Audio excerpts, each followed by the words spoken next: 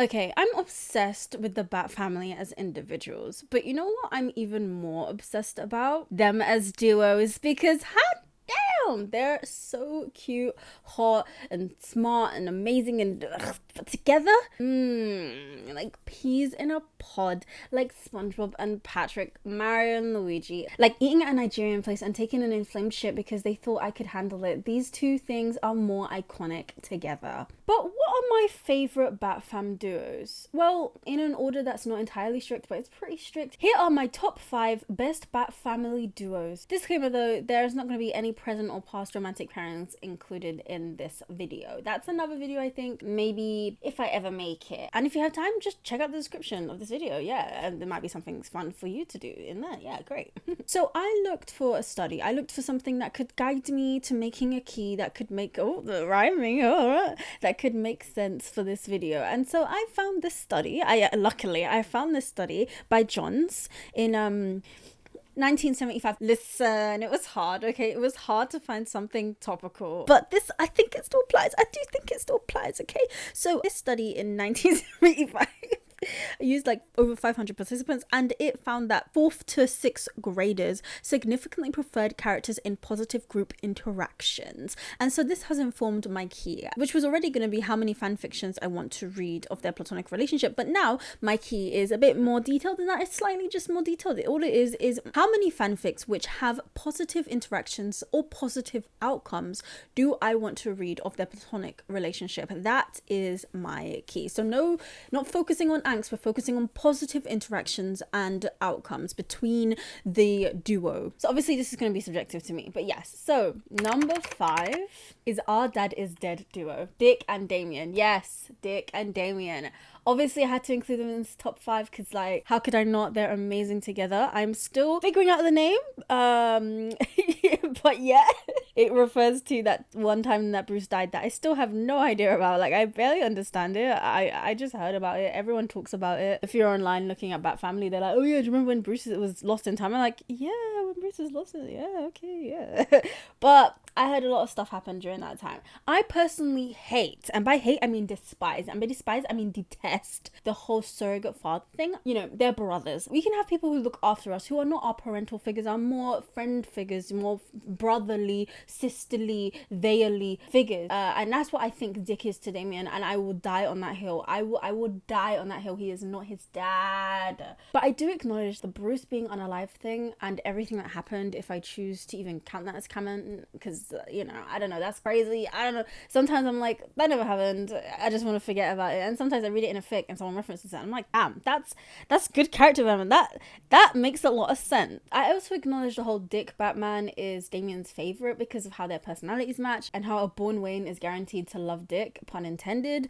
And I also acknowledge that Dick is literally Dami's chance at redemption, and I love that. They are so cute together, and Dami loving Dick not more than Bruce or John, but as an amazing big bro, is the best thing since sliced bread. I do think that, because they are cute and they are adorable, and I love that. I love that whole big brother little brother thing that they have going on, and I think that as long as it stays like that, I am just intrigued and I always want to read more. I'm always like, yes, it's so sweet. You know how Dami literally only loves Bruce, John and Dick like fills this very specific role in between Bruce and John. You know, Bruce is his dad, John is his friend, and Dick is like his older brother. So right in between that, and it like forms Dami's, it's like the center point of Dami's social relationship with people, you know, even the way that Dick is less serious than Bruce but more serious than John. Like, it's like a perfect trio that Dami has, and all 3 of them love Dick. All 3 soft. Oh my god.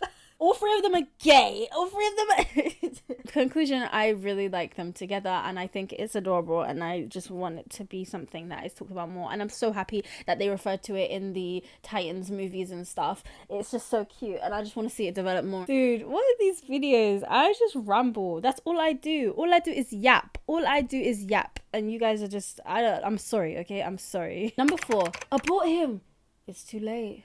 Damn it. Tim and Damian. Yeah, they are hilarious. They are the funniest duo in the world. I don't know why I love it so much. I just do. I think, I don't know, you know what? It's probably because Tim is usually so sweet and quiet. But if Dami's there, he'll turn into a super villain. And Dami doesn't even try to hide the demonic rituals he wants to do to Tim. It's just so in character for Dami and out of character for Tim that it's great. It also doesn't hurt that most DC writers and fanfic writers writing their relationship are hilarious too. Like they know what comedy is. They know how to make it work. And I think that we haven't really seen much of it in any animations. Young Justice was the only time, and they didn't even interact ever. Like Damian was barely there. But outside of that, I know in the comics they have a vendetta. They've had quite a few tense moments. I just find it so funny, dude. Like, I find it so funny. Like, I'm just imagining just anything. Just like Damian like crying about being bullied or something to Dick. Let's just imagine. Well, yeah, and they ripped my artwork, and Dick's like, oh, poor precious baby, right? And then Tim, I don't know, he chokes, or maybe he like, something's too spicy, and Damian will like fucking cut off everything he's saying. He's like, yeah, they ripped, you suck, Tim, you suck. And it's just so funny. Or like Tim will be with the Young Justice team that he's with, like Connor and Cassie and Bart and whoever, and then they'll just be hanging out, and Tim is like, yeah guys, great work guys, I mean, I'm tired, I'm probably gonna go home. And then Damian just comes over and like he, I don't know, missteps, and then Tim's like, that's what you deserve, you fucking Damon. And then he goes back with his cup and he's like, yeah guys, so I'm like I just love it. It's just so good. Like, I'm not a big fan of rivalry. I mean, okay, I am a fan of rivalry, but I don't like the way that it can be done sometimes. I feel like it can be done very unnecessarily, and if it's not funny, stop. Like, for instance, Zoro and Sanji, this is not really funny. Do you know what I mean? Like, it's never funny. Like, I don't know if you guys are like One Piece fans, but any One Piece fan will know it's just not funny. And then Naruto and Sasuke is like, they are not rivals really, they are like besties with testes. Like, but it doesn't even have to be romantic, it's platonic, right? Naruto is like, I will travel the world for that bitch, okay? Like, Naruto is like, he betrayed me 500 times and he'll travel the world for that bitch. It's not rivalry really. I mean, that's a joke part of it. Like, it's not really actually. I can't think of any rivals that aren't anime. But anyways, whereas this is like very much like this is very much what rivalry should be. And then those sad comic panels where it's like that one time when Tim put Damian like contingency plan with villains and stuff, and Damian got offended. I was like, yeah, that's because it's you. Tim is a wholesome person.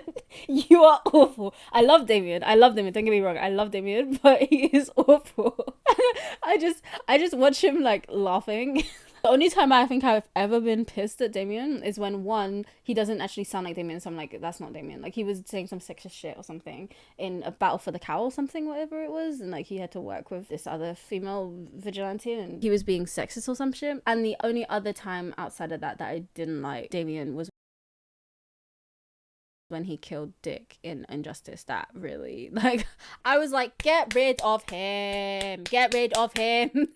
And that was another great example though, when Dick came back as Dead Man or whatever it is, and the whole thing was like a really great on Dick and Damian's characters together, like that whole Injustice segment in the movie as well. And anywho, yeah, so Dick and Damian is great, but Tim and Damian is even better because it's just funny. It's so funny. Number 3 is my big bro is 5'10". You guessed it, Jason and Dick. I love it. It's like a steal. Like, we get to see the big bro Dick, right? We get to see the big bro Dick that we got to see with Damian, but we also get to see Tsundere Jason. And Tsundere Jason, not to be mean to Damian, is more wholesome, more sweet, more cute, more earned. Do you know what I mean? Like, Damian is an adorable kid, but he's also kind of bitchy, and he's also harder to like, whereas Jason is like an angel, but also really like the underdog. He is an underdog to a T, and everybody loves an underdog story, and he is such a Tsundere. I really don't like the whole idea of like he hates everybody in his family now that he's back from the dead. Like, I think that's too angsty. Like, not that he doesn't feel that, but like, are we not going to acknowledge he's also 19? Like, I'm not gonna lie to you, obviously he's being serious, obviously he's experienced very adult issues, but he is also 19.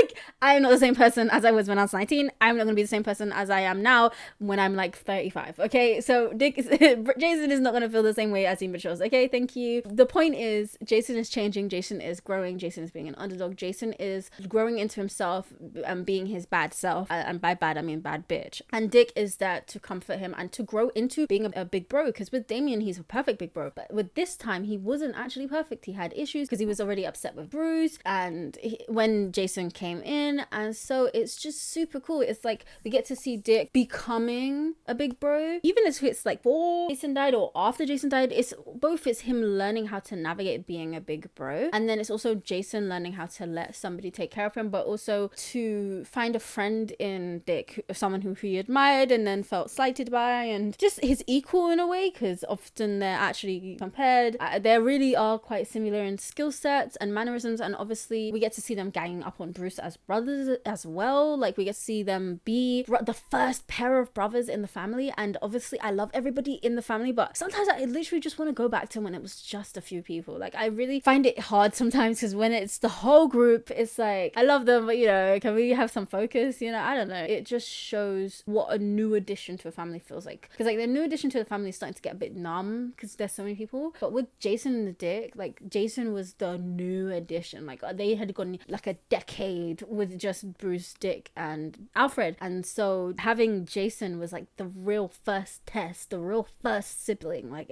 I love that, and going back to that and then revisiting that and changing that and growing into that as they got older and older. It's just so great, and I just love them as characters as well. So it's just it's family feels, it's family bonding, and it's adorable and or healing. Unless of course it's a time when Jason hates everyone in the facility, then it's a bit like tense and angsty. But if he doesn't, and or at least if he's willing to change, then it's always really good, really interesting. Brother, my big bro is 5'10".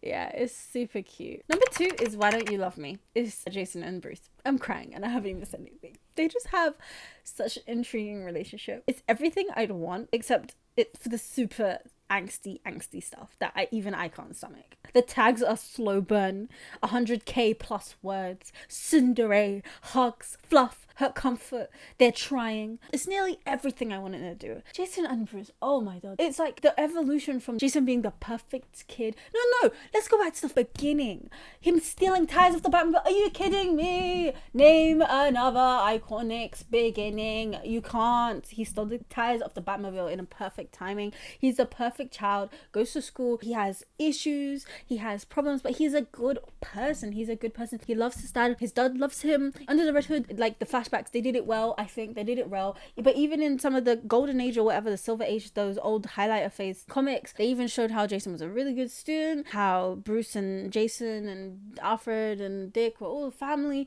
and how Jason was just precious. And then when Jason died, it completely destroyed Bruce. Like, we're not talking about how depressed he was, how angry he was, how aggressive he was, and then Tim came in with a glue gun trying to glue him back together as best as he could, and he couldn't even fix it completely because then Jason came back, and then it's just all this angst and all this stuff, and then it's like, and then what we're never really seeing properly is the reconciliation that fan fictions do. Like, the fan fictions is where I find that reconciliation, because canon is either like Jason figures out that he wants to be in the family, so he's gonna stop using guns and he's gonna just use rubber bullets and everything, and they're not gonna have any conversation about it, and it's just gonna be off screen, no explanation, or it's gonna be like Jason's like kind of like a villain, and like then Bruce is like gonna have to his greatest mistake, it's his greatest mistake, and so Bruce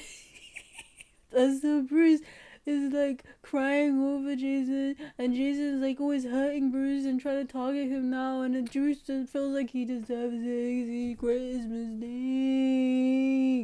And then like Clark is there like, I'm so ashamed of you, how could you be like this, how could you turn out like this? Or it's from Jason's POV, Bruce is an abusive king asshole who just punches everyone and lobotomizes his own son, and so Jason has to escape from him and tries to fight back against him righteously. It's all trash. That's why I go to fanfic, because all of it sucks It's all sucky. The first one with Jason just pretending that nothing happens and he's just gonna use rubber bullets and forget everything is stupid. I mean, I'm not against him using rubber bullets. It's just the fact that there's no explanation, like there's no proper character development. Like you can't just do that. Like a bitch doesn't come back from the dead trying to kill everybody who rapes and everyone who maims and murders. And then his dad is like, I'm disappointed in you, son. And then he's like, you're right. Listen, you're disappointed. I'll take it. Cool. Okay, I'll. Listen, no more guns for me. Like, obviously, he's not going to do that. He has a really hard will, okay? He has a really hard will. For good reason. Not that I necessarily agree or disagree. I don't know how I feel about it. But regardless, neither of them are going to back down as easily as that. We need character development. That's why, literally, you see the best fanfics. Like I said, tags, slow burn, 100k plus words, Sindre, hugs, fluff, hurt, comfort. They're trying. Like, you see these kind of tags. Family feels Bruce is an okay dad, or Bruce is trying to be a good parent. Jason is trying to accept it, like, and apologize, the apology and apologize himself, because obviously I don't like that we pretend that Jason has not been doing some things, you know, they didn't come back and do some questionable things. I'm not gonna lie to you, you can't be putting a bomb in your dad's car. That's not acceptable regardless of how angry you are. But these fanfics deal with these issues. They deal with the reconciliation. They deal with, oh, okay, is, you know, Jason gonna change anything? Okay, this is what he's gonna change and why. Is Bruce gonna change anything? Okay, this is why Bruce is gonna change and why. And is Jason a villain? No, he's an anti-hero, shut up. Or even if he's, I don't even think he's an anti-hero, he's just a hero that has questionable methods. Okay, that's it. Okay, GG's, stop trying to paint them as what they're not. Okay, jeez, why do you want Bruce to be an abusive asshole? What? How does that benefit you? Are you not a Batman fan? Do you know what I mean? Like, why are they writing him like that? And then why do you want Jason to be a dickhead and to be suffer? Jason is supposed to be somebody who challenges Bruce's point of view. That's the character he is. He challenges Bruce's point of view, but he doesn't destroy it. It's just really, it's so dumb. It's just, I don't, maybe it's me because I like both characters and I don't want them to fight.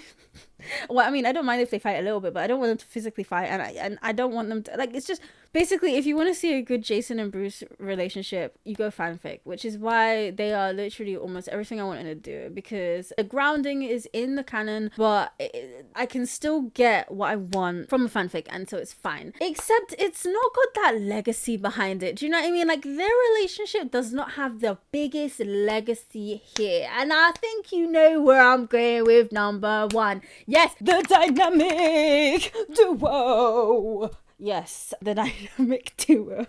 Yeah, I mean, how is the dynamic duo not number one? I mean, question yourself. Question yourself if you thought I was not going to put Bruce and Dick as number one. But I'm not just putting it because it's iconic. I'm not just putting it because there's a legacy. I'm putting it because I love it. You knew it was coming. You knew it was coming. They are the start of everything, okay? They are the start of literally everything in the world. They are the most iconic duo here in canon and in the outside world, in our world, okay? It hits good at any age. There is never, I don't think, unless you make Bruce or Dick very OOC, there is never anything super angsty like with Jason, unless you make Bruce knock out his teeth, which is OOC. I don't care if the canon writers question mark if they wrote that. Bruce is not abusive. Like, do you think the Batman who controls his body like it's a weapon isn't able to hold back from punching his fucking son who he loves? But yeah, so unless they're OOC, it hits good at any age. 8-year-old Dick and 26-year-old Bruce is wholesome. It's wholesome. My heart is pounding. New adulthood. Are you kidding me? New parenthood. Are you kidding me? Surface child, Romani child, trying to figure out the world. Are you kidding me?